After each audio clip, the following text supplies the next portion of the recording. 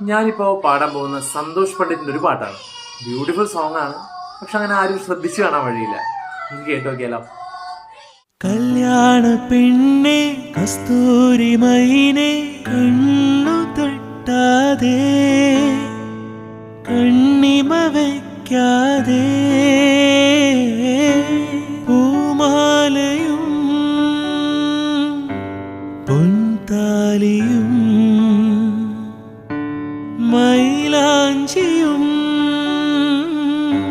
പൂമെത്തയും ഓ പ്രിയേ ഓ പ്രിയേ ഓ പ്രിയേ.